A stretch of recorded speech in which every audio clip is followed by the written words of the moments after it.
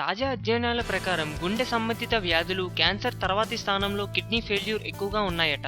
ఇటీవల చాలా మంది కిడ్నీల ఫెయిల్యూర్ సమస్యలతో బాధపడుతున్నారని అధ్యయనాలు హెచ్చరిస్తున్నాయి. 90% మంది ఇండియన్స్ కిడ్నీ ఫెయిల్యూర్ తో బాధపడుతున్నారని గణాంకాలు చెబుతున్నాయి. దీనికి ప్రధాన కారణం లైఫ్ స్టైల్, అనారోగ్యకర ఆహారపు అలవాట్లేనని ఈ స్టడీస్ చెబుతున్నాయి. రక్తంలోని అనవసర పదార్థాలను ఫిల్టర్ చేయడమే కిడ్నీల ప్రధాన ప్రక్రియ. Fatty acids, high cholesterol foods regular గా తీసుకోవడం వల్ల కిడ్నీలపై భారం ఎక్కువవుతుంది. దీనివల్ల పరిమితికి మించి కిడ్నీలపై ఒత్తిడి పెరగడం వల్ల కిడ్నీ ఫెయిల్యూర్ సమస్యలు పెరుగుతున్నాయి. కిడ్నీలు బ్లడ్ ప్రెషర్, ఎలక్ట్రోసైట్స్, ఎర్ర రక్త కణాలు ఉత్పత్తి వంటి వాటికి కూడా సహాయపడుతున్నాయి. కాబట్టి శరీరంలో కిడ్నీలు చాలా అవసరమైనవి, చాలా ముఖ్యమైన అవయవాలు. కాబట్టి ఇండియన్స్ ఆహారం విషయంలో చాలా జాగ్రత్త తీసుకోవాలని, నీళ్లు బాగా తాగాలని నిపుణులు సూచిస్తున్నారు. ఫ్యాట్ ఫుడ్స్, ప్రొసెస్డ్ ఫుడ్స్ దూరంగా ఉండడం వల్ల కిడ్నీల పనితీరు సజావుగా సాగుతుందని అధ్యయనాలు చెబుతున్నాయి. అయితే కిడ్నీలకు సంబంధించి ఏమాత్రం చిన్న అనారోగ్య సమస్య వచ్చినా వెంటనే అలర్ట్ అవ్వడం చాలా అవసరం. కాబట్టి కిడ్నీల డ్యామేజ్ సూచించే డేంజర్ సంకేతాల గురించి ఒకసారి ప్రతి ఒక్కరూ అవగాహన కల్పించుకోవడం చాలా అవసరం.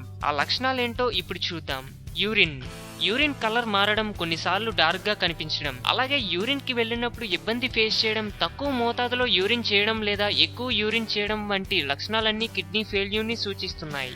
జాయింట్స్ లో వాపు, మోకాళ్ళు, కీళ్లు, ముఖంలో వాపు కనిపిస్తుంది అంటే అలర్ట్ అవ్వాలి. కిడ్నీ పనితీరు సరిగా లేనప్పుడు, బలహీనంగా మారినప్పుడు, ఎక్కువ మోతాదులో ఫ్లూయిడ్స్ శరీరం నుంచి బయటకు వెళ్లిపోవడం వల్ల ఇలా జాయింట్స్ లో వాపు వస్తుంది. ఇవన్నీ కిడ్నీ ఫెయిల్యూర్ ని సూచిస్తున్నాయి.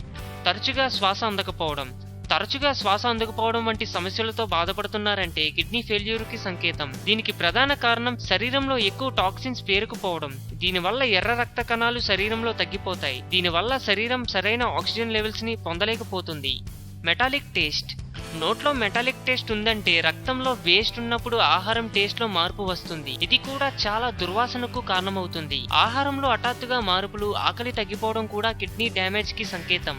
మెమొరీ లాస్, ఒకవేళ కిడ్నీలు ఫెయిల్యూర్ అయితే మెదడుకి అందాల్సిన ఆక్సిజన్ తగ్గుతుంది. దీనివల్ల మైకం, మెమొరీ కోల్పోవడం, ఏకాగ్రత కుదరకపోవడం, తలనొప్పి వంటి లక్షణాలు కనిపిస్తాయి.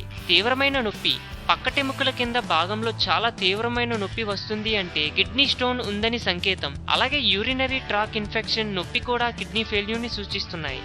అలసట, కిడ్నీలు ఆరోగ్యంగా ఉంటే అవి శరీరంలో ఎర్ర రక్త కణాలను పెంచే హార్మోన్లు ఉత్పత్తి చేస్తాయి. ఇది ఆక్సిజన్ ని పెంచుతాయి. అది శరీరం మొత్తం సరఫరా అవుతుంది. ఒకవేళ రెడ్ బ్లడ్ సెల్స్ కౌంట్ తగ్గితే అది అలసటకు, కండరాలు, బ్రెయిన్ ప్రాబ్లం కి కారణమవుతుంది.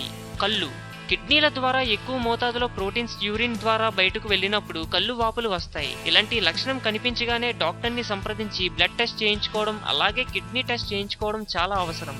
కండరాలు, ఎలక్ట్రోసైట్ ఇంబ్యాలెన్స్ వల్ల కిడ్నీ ప్రక్రియకు ఆటంకం కలుగుతుంది. ఒకవేళ మీరు రోజంతా కండరాలు నొప్పులతో బాధపడుతుంటే కిడ్నీలపై దుష్ప్రభావం చూపుతుందని గ్రహించాలి. చర్మంపై దురద, మీ రక్తంలో మినరల్స్, ప్రోటీన్స్ ని సరైన మోతాదులో కిడ్నీలు బ్యాలెన్స్ చేయలేకపోతే చర్మంపై దురద మొదలవుతుంది. దురద ఎక్కువగా ఉన్నప్పుడు క్రిములు, మందులు వాడటం కంటే ఒకసారి డాక్టర్ ని సంప్రదించడం మంచిది. ఆరోగ్యమే మహాభాగ్యం అన్నారు పెద్దలు. సో మేము పెట్టే అప్డేట్స్ ని రోజు ఫాలో అవుతూ మీ ఆరోగ్యాన్ని కాపాడుకోండి. మీకేమైనా టిప్స్ తెలిస్తే కామెంట్ లో పోస్ట్ చేయండి. చివరగా సబ్స్క్రైబ్ చేయడం మాత్రం మర్చిపోకండి.